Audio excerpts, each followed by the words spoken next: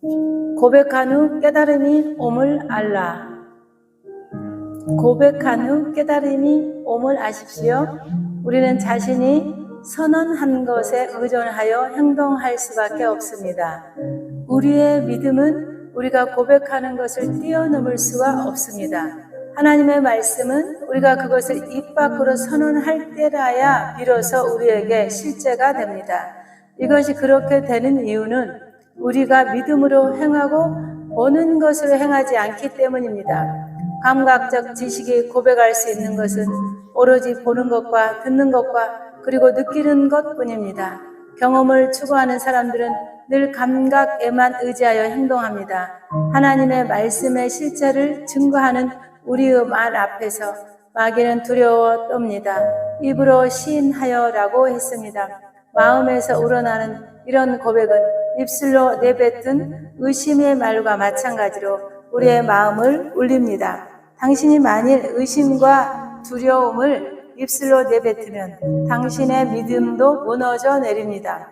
하나님 아버지께서 당신에게 주신 능력에 관하여 말하고 당신이 받은 바 기도의 응답을 입으로 찬양합니다. 당신의 마음에서 오는 반응은 실로 엄청날 것입니다. 믿음도 부쩍 자라날 것입니다. 시련과 난관들, 믿음의 결여, 재정적 어려움 등을 고백해 보면 그러면 당신의 믿음은 시들해지고 생기가 사라질 것이죠. 당신의 영적 생활 전체가 가라앉을 것입니다. 그리스도 안에서 당신이 어떤 사람인가를 자세히 궁구하면서 그것을 담대하게 선언해 보십시오. 감각적 지식과 맞닥뜨려서 그것과 정반대로 하나님의 말씀에 따라 반응해 보십시오. 외적 현상을 무시하고 태도를 명백히 하십시오. 입술로 고백하면서 외견상은 불가능에 결연하게 대항하시기 바랍니다. 당신도 알다시피 믿음이란 가능한 것을 구하는 것이 아니죠. 믿음이란 불가능을 향하여 요청하는 것입니다. 기도는 가능한 것을 위하여 하는 것이 아니고 기도란 언제나 이성에 맞지 않는 것을 위하여 간청하는 것이죠.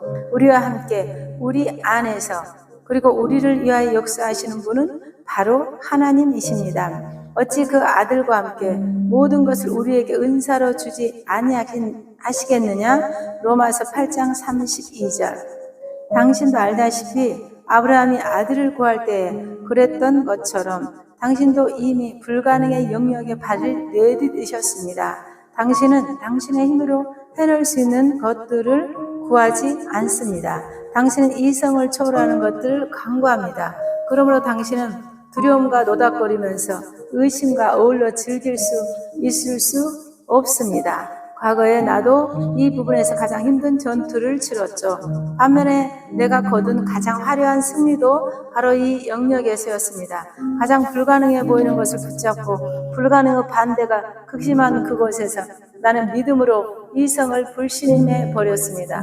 나는 나의 고백을 굳게 밀고 나갔고 마침내 말씀이 선을 이루었습니다.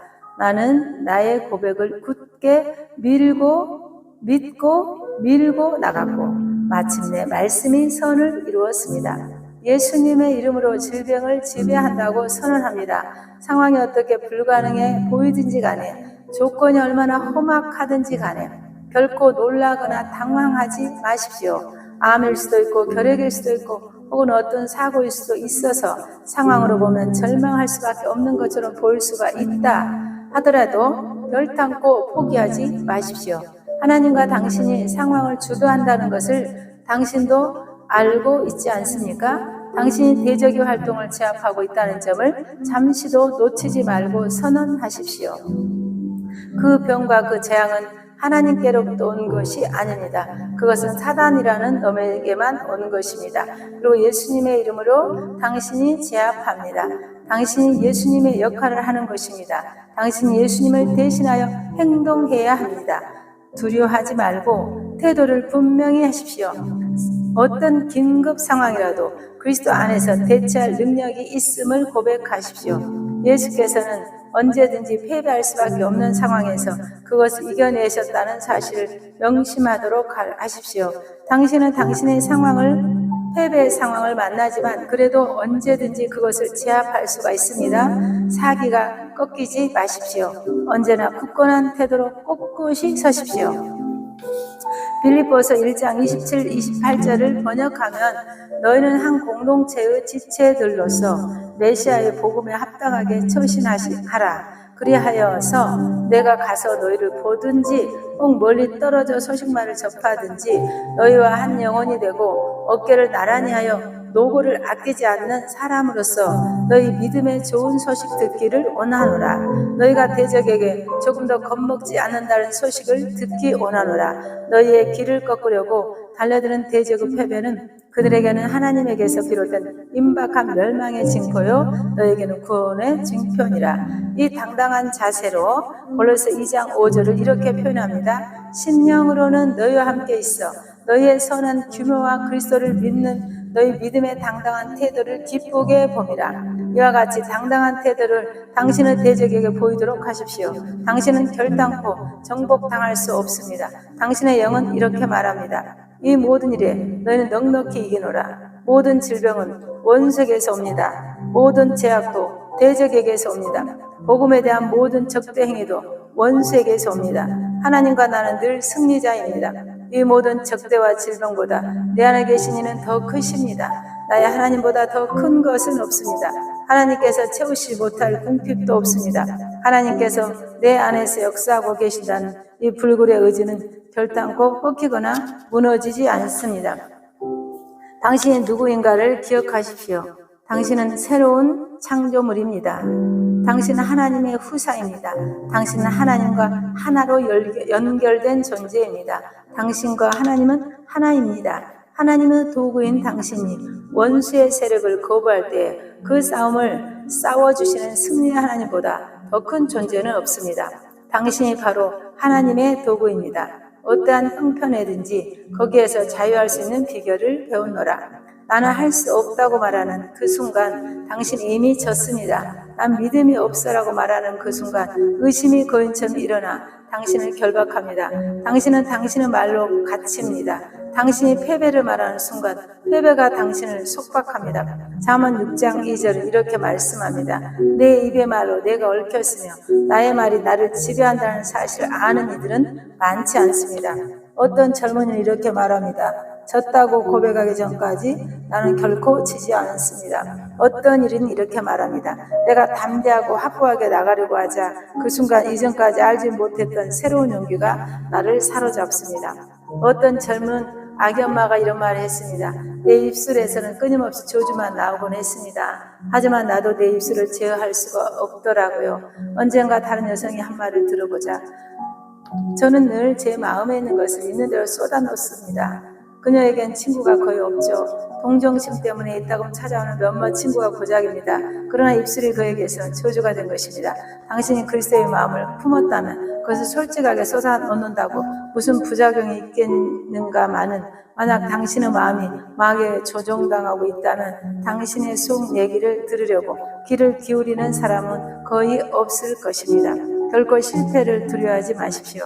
그렇다고 패배할지도 모른다는 식으로 절대로 미리 말하지 마십시오.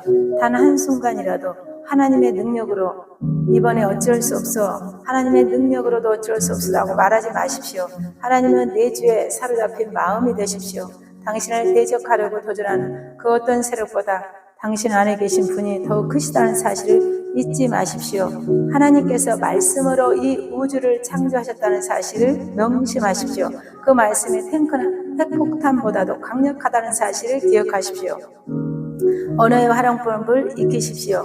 그리하여 언어를 통하여 사역하고 또 언어를 당신의 종으로 활용하십시오. 당신은 언어를 통하여 백만장자가 될 수도 있고 반대로 가난뱅이로 전락할 수도 있습니다. 사람들이 찾는 사람이 될 수도 있고 반대로 멸시받은 사람이 될 수도 있습니다. 승리자가 될 수도 있고 반대로 포로가 될 수 있습니다. 당신의 말을 믿음으로 가득 채우면 당신은 하늘을 움직이는 사람이 될 수도 있고 사람들의 환영을 받는 사람이 될 수도 있습니다. 당신의 말을 사랑으로 가득 채우면 당신은 냉랭한 사람들을 녹일 수도 있고 상처받고 낙심한 사람들의 가슴을 뜨겁게 달구고 치유할 수도 있습니다. 당신은 언어를 시로 승화시킬 수도 있고 당신은 언어의 운율을 담을 수도 있습니다. 당신은 언어의 증오와 독소를 담을 수도 있고 반대로 천상의 향기가 흩날리게 할 수도 있습니다. 이제 당신의 고백이 당신의 마음에 어떤 작용을 하는지 생생하게 알게 되었습니다. 당신의 믿음은 결코 당신의 입술의 말을 뛰어넘을 수가 없습니다. 나쁜 일을 생각하는 것보다 더 나쁜 것은 그것을 말하는 것입니다. 생각이 떠올라서 마음에 자리 잡을 수는 있지만 그래도 당신은 그것을 발설하지 않으려고 노력할 수도 있고 그렇게 되면 그 생각은 태어나지 못한 채 죽고 말게 됩니다. 큰 일을 생각하는 습관을 개발하십시오. 그리고 영혼의 지시로 하답하여 말하는 방법을 배워서 승리를 일궈내십시오. 예수님의 선언은 실제로 증명되었습니다. 믿음의 선언은 실제를 창조해냅니다. 예수께서는 자신이 세상의 빛이라고 선언하셨습니다. 예수께서는 실로 세상에 비치셨습니다. 예수님을 거절한 사람들은 어둠에 빠져 들어갑니다. 예수께서는 자신이 하늘로부터 온 떡이라고 말씀하셨고 그는 실로 그 떡이셨습니다. 예수님의 말씀을 얻어먹는 사람들은 다시는 궁핍으로 고생하지 않았습니다. 예수님의 말씀은 거기에 따라 행하는 사람들의 믿음을 세웁니다. 그 말씀이 사람들 안에 살아 움직이게 하십니다. 예수님의 말씀은 예수님 자신으로 충만합니다. 그리고 그 말씀대로 행하면 그 말씀은 우리를 그리스도로 충만하게 채웁니다. 예수님의 말씀은 믿음의 자양분을 데워 그것을 자라게 합니다. 믿음이 우리 안에서 강력하게 자라게 합니다. 성도의 언어는 사랑으로 태어나고 사랑으로 충만해야 합니다. 우리의 입술은 예수님 역할을 대신합니다. 우리의 언어는 상처를 주고 아프게 해서는 안 됩니다. 우리의 언어는 축복하고 치유하는 언어여야 합니다. 예수께서는 길이요 실제며 그리고 생명이십니다. 우리는 실제를 선언하고 생명을 누림으로써 예수님의 역할을 대신하고 있으며 예수님이라는 길을 보여주고 있습니다.